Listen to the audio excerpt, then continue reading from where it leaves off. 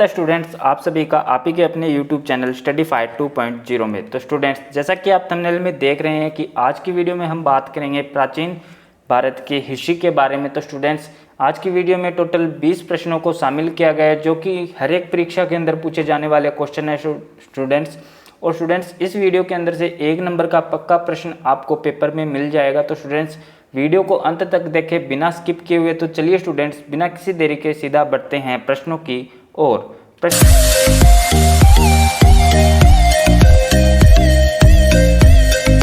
Number 1, विश्व का सबसे बड़ा महाकाव्य कौन सा है?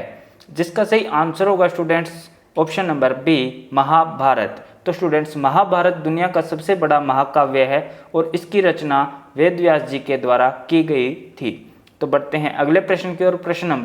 प्रश्न नंबर 2, बोंग जोकोई अंजी लेक कहाँ खोजा गया था? जिसका सही आंसर होगा students option number D, Turkey में। तो बढ़ते हैं अगले प्रश्न की ओर। प्रश्न नंबर 3, अष्टांग संग्रह की रचना किसने की थी? जिसका सही आंसर होगा students option number B, Vagbhata ने। अर्थात अष्टांग संग्रह स्टूडेंट्स आयुर्वेद से संबंधित पुस्तक है, जिसकी रचना वाग्भट ने की थी। अगले प्रश्न की ओर बढ़ते स्टूडेंट्स। प्रश्न नंबर 4, 8वीं सदी में त्रिकोणीय संघर्ष किसके बीच हुआ था? जिसका सही आंसर होगा students option number A, Chalukya, Pallava और पांड्य के बीच में त्रिकोणीय संघर्ष हुआ था। अगले प्रश्न की ओर बढ़ते स्टूडेंट्स। प्रश्न नंबर 5, कोरोमंडल शब्द को निम्नलिखित में से किस राज्य से लिया गया है? जिसका सही आंसर होगा students option number B, Chola राज्य से लिया गया है। कोरोमंडल शब्द स्टूडेंट्स चोल राज्य से संबंधित है। कोरोमंडल तट भारतीय प्रायद्वीप की दक्षिण पूर्वी तटरेखा को दिया गया नाम है। अगले प्रश्न की ओर बढ़ते स्टूडेंट्स। प्रश्न नंबर 6, कौन सा कथन गलत है? ऑप्शन नंबर ए, पांड्य वंश की राजधानी मदुरई थी। ऑप्शन नंबर बी, चेरों की राजधानी वंशी थी। ऑप्शन नंबर सी, विदेह राज्य की राजधानी मिथिला थी। ऑप्शन नंबर डी, कोई भी नहीं। जिसका सही आंसर होगा स्टूडेंट्स ऑप्शन नंबर डी, कोई भी नहीं। अर्थात ऊपर दिए गए तीनों ऑप्शन सही है। तो बढ़ते हैं अगले प्रश्न की ओर। प्रश्न नंबर 7, ऋग्वेद का एक मंडल किसके लिए समर्पित है? जिसका सही आंसर होगा स्टूडेंट्स ऑप्शन नंबर डी, सोम के लिए। अर्थात ऋग्वेद का एक मंडल सोम मंडल के लिए समर्पित है। अगले प्रश्न की ओर बढ़ते स्टूडेंट्स। प्रश्न नंबर 8, विक्रमशिला विश्वविद्यालय किस गांव में था? जिसका सही आंसर होगा स्टूडेंट्स ऑप्शन नंबर ए, अंतिचक गांव में स्थित था।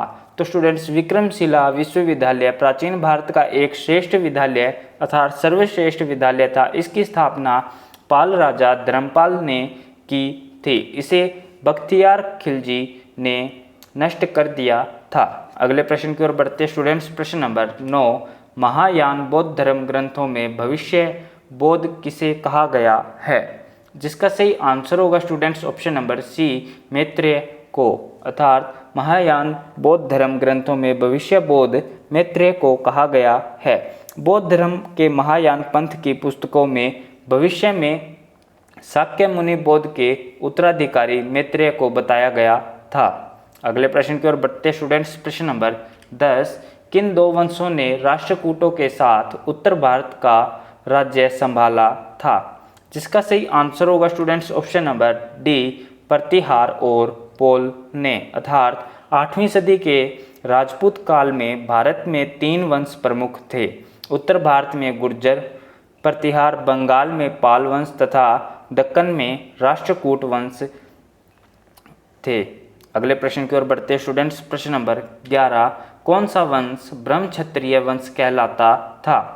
जिसका सही आंसर होगा स्टूडेंट्स ऑप्शन नंबर ए, सेन वंश ब्रह्म क्षत्रिय वंश कहलाता था। तो स्टूडेंट्स, सेन वंश ब्रह्म क्षत्रिय वंश कहलाता था। यह बंगाल का एक वंश था। इसकी स्थापना सामंत सेन ने की थी। यह 11वीं और 12वीं सदी में राज्य कर चुका था। अगले प्रश्न की ओर बढ़ते स्टूडेंट्स। प्रश्न नंबर 12, कौन सा मिलान सही नहीं है? जिसका सही आंसर होगा students option number D, Ratnavali. अर्थात नागानाद की रचना हर्ष ने की थी। ऑप्शन नंबर बी, मुद्राक्षस की स्थापना विशाखा दत्त ने की थी तथा मृच्छकटिक की स्थापना शूद्रक ने की थी। परंतु रत्नावली की स्थापना राजशेखर न करके इसकी स्थापना उदयन राजा ने की थी।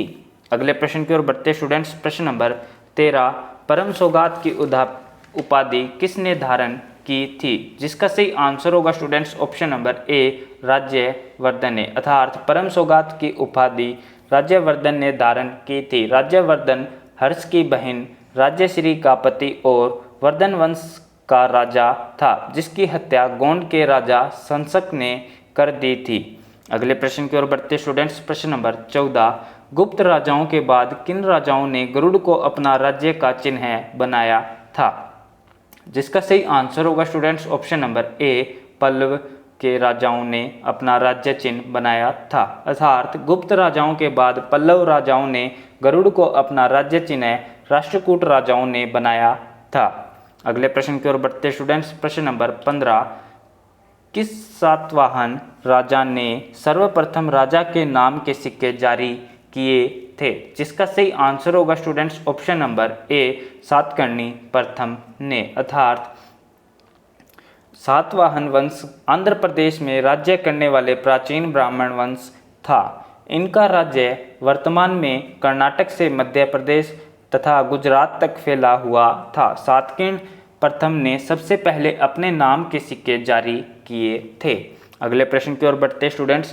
प्रश्न नंबर 16, योद्धाओं का प्रमुख स्थान कहाँ था? जिसका सही आंसर होगा स्टूडेंट्स ऑप्शन नंबर ए, रोहतक, अर्थात योद्धाओं का प्रमुख स्थान रोहतक था। अगले प्रश्न की ओर बढ़ते हैं स्टूडेंट्स। प्रश्न नंबर 17, समुद्रगुप्त के समय कांची का राजा कौन था? जिसका सही आंसर होगा students option number D, Vishnugupta, अर्थात समुद्रगुप्त के समय कांची का राजा विष्णुगुप्त था। उसका उल्लेख इलाहाबाद शिलालेख में है। विष्णुगुप्त पल्लव वंश का राजा था। अगले प्रश्न की ओर बढ़ते स्टूडेंट्स। प्रश्न नंबर 18, 4 अश्वमेध यज्ञों का आयोजन किस राजा ने करवाया था? जिसका सही आंसर होगा students option number D, Pravarasena प्रथम ने, अर्थात प्रवरसेन प्रथम वाकाटक वंश का राजा था। वाकाटक दक्षिण भारत में राज्य करने वाला एक ब्राह्मण राजवंश था, जिसने तीसरी शताब्दी से 5वीं शताब्दी तक राज्य किया था। इस वंश की स्थापना विंध्य शक्ति ने की थी। ये राजा गुप्त राजाओं के समकालीन थे। अगले प्रश्न की ओर बढ़ते हैं स्टूडेंट्स। प्रश्न नंबर 19, ग्रीक रोमन साहित्य में चंद्रगुप्त मौर्य को सेंड्रोकोटस कहा गया है। इसका उल्लेख सर्वप्रथम किसने किया था? जिसका सही आंसर होगा students option number D, William Jones ने, अर्थात विलियम जोन्स ने सर्वप्रथम बताया कि ग्रीक रोमन साहित्य में चंद्रगुप्त मौर्य को सेंड्रोकोटस कहा गया है।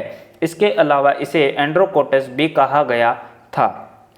अगले प्रश्न की ओर बढ़ते हैं स्टूडेंट्स। प्रश्न नंबर 20, किस राज्य के राजाओं ने सीरिया के साथ राजनीतिक संबंध बनाए थे? जिसका सही आंसर होगा स्टूडेंट्स ऑप्शन नंबर ए, मौर्य, अर्थात मौर्य राजा बिंदुसार ने सर्वप्रथम सीरिया के राजा एंटियोकस प्रथम से राजनीतिक संबंध बनाए। बिंदुसार के राज्य में डाइमोकस नामक सीरियाई राजदूत था। अशोक के 13वें शिलालेख में भी सीरिया के 5 राजाओं का उल्लेख है।